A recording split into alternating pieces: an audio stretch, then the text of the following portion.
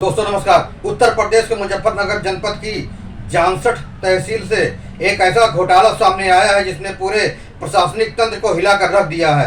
750 बीघा सरकारी जमीन अरबों मूल्य का है और आरोप सीधे एक तैनात एसडीएम पर है। यह कहानी एसडीएम जयेंद्र की है। 750 बीघा जमीन को किस तरीके से घोटाला किया है, जिन्हें भ्रष्टाचार और नियमों को ताक पर रखकर सरकारी जमीन को निजी हाथों में बांटने के गंभीर आरोपों में निलंबित कर दिया गया है।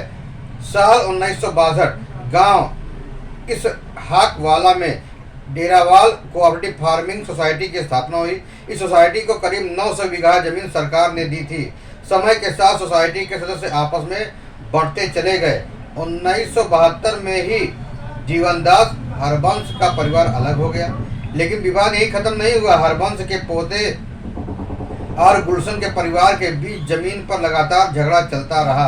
वर्ष 2018 में तहसील प्रशासन ने हाईकोर्ट को स्पष्ट किया कि हरबंश का इस जमीन से कोई संबंध नहीं है।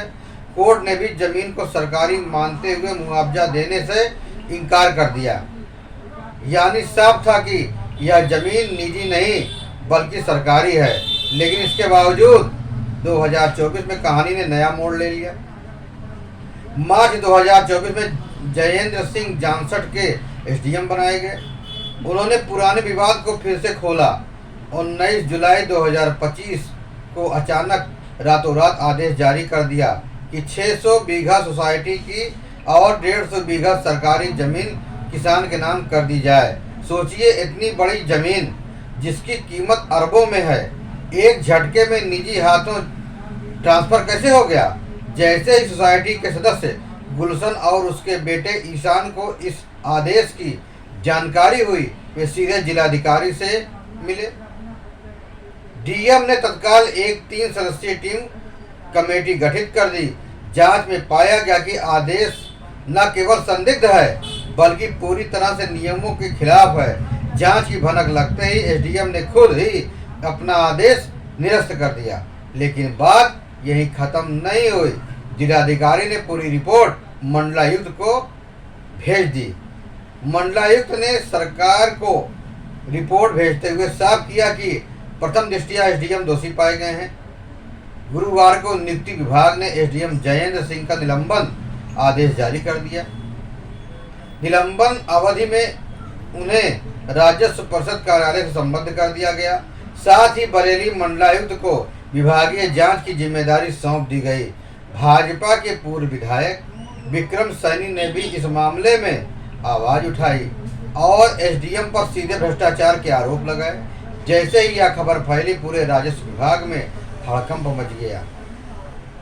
लोगों के बीच चर्चा का विषय बना, आखिर इतनी बड़ी जमीन को रातों रात कैसे ट्रांसफर किया जा सकता है। यही जन चर्चा चलती रही। मुजफ्फरनगर की जानसठ तहसील में सामने आया यह घोटाला सिर्फ एक जमीन का घोटाला नहीं है, यह एक आईना है उस व्यवस्था का जिस पर जनता भरोसा करती है। 750 बीघा जमीन, अरबों का मूल्य और उस पर अधिकार की लड़ाई। अदालतों ने साफ कर दिया कि यह जमीन सरकारी है, लेकिन नियमों और न्याय को ताक पर रखकर एक आदेश ने सब कुछ बदलने की कोशिश की। एसडीएम जयेंद्र सिंह का निलंबन सिर्फ एक प्रशासनिक कार्रवाई है, लेकिन असली सवाल यही है, क्या निलंबन भर से भ्रष्टाचार खत्म हो जाएगा?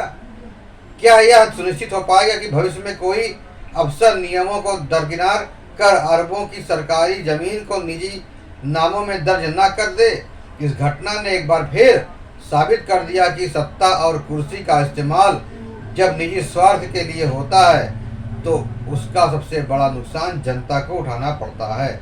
जिस जमीन पर किसानों का भविष्य बन सकता था, जिस पर विकास की योजनाएं खड़ी हो सकती थी, वही जमीन रातों रात कागजों में किसी और की हो गई।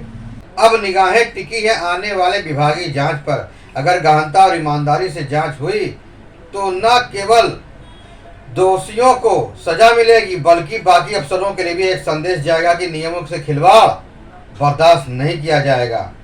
लेकिन अगर यह मामला भी रफा दफा हो गया तो शायद आने वाले समय में और भी बड़ी जमीनें और संसाधन भ्रष्टाचार की भेंट चढ़ जाएंगे। 750 बीघा का यह घोटाला एक सबक है। सरकार को चाहिए कि न केवल इस मामले में सख्त कार्रवाई करे, बल्कि राजस्व विभाग की प्रक्रियाओं की पारदर्शिता और डिजिटल बनाए, ताकि जनता की जमीन, जनता के अधिकार और जनता का विश्वास हमेशा सुरक्षित रख सके। क्या निलंबन ही काफी है, या अब समय आ गया है कि सिस्टम को पूरी तरह बदला जाए? आप क्या सोचते हैं? अपनी राय नीचे कमेंट बॉक्स में जरूर लिखें। आपको यह जानकारी कैसे लगी? फिर मिलेंगे नई जानकारी साथ, नई खबरों के साथ। तब तक के लिए जय हिंद, वंदे मातरम।